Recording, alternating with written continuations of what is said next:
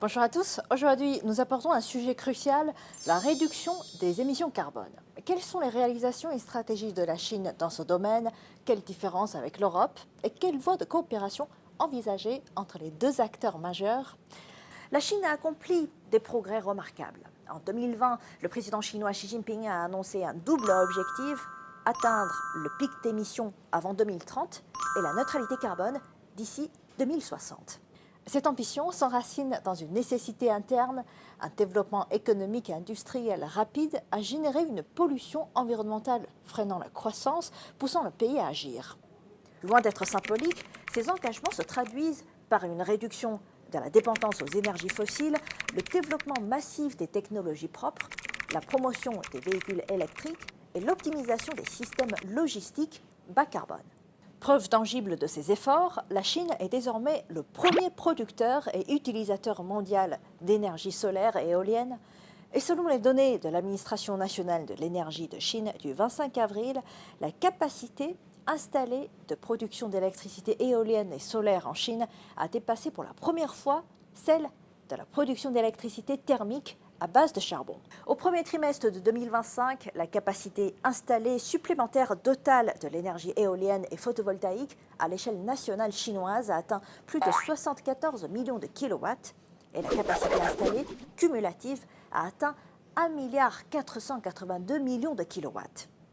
C'est la première fois que ce chiffre dépasse celui de la capacité installée de production d'électricité thermique qui était de 1,451 milliard de kilowatts.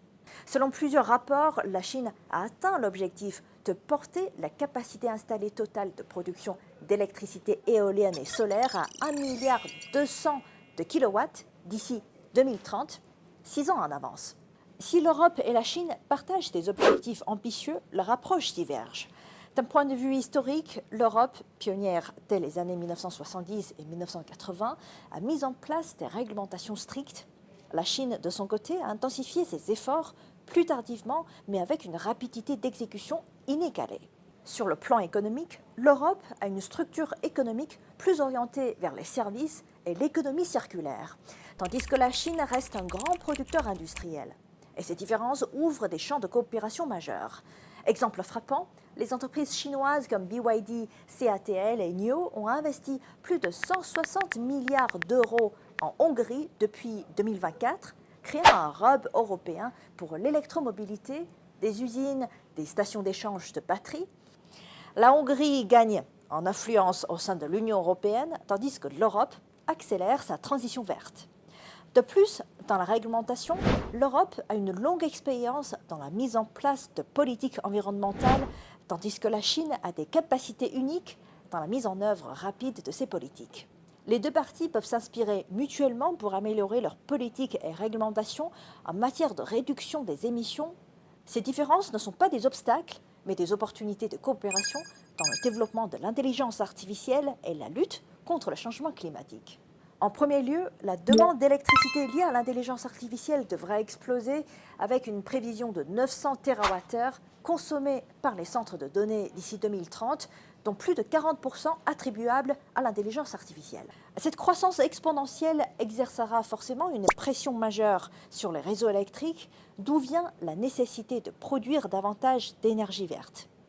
Et dans le domaine des technologies propres, l'Europe a une forte expertise dans les technologies de capture et de stockage du carbone, tandis que la Chine a des avantages dans la production d'énergie renouvelable. Les deux parties peuvent collaborer pour partager des connaissances et des technologies afin de promouvoir le développement des énergies propres. En unissant leurs forces, l'Europe et la Chine peuvent non seulement renforcer la lutte contre le changement climatique, mais aussi inspirer d'autres régions à adopter des pratiques durables. Ensemble, elle ouvre la voie à un avenir plus propre et équilibré pour l'humanité. Merci pour votre attention.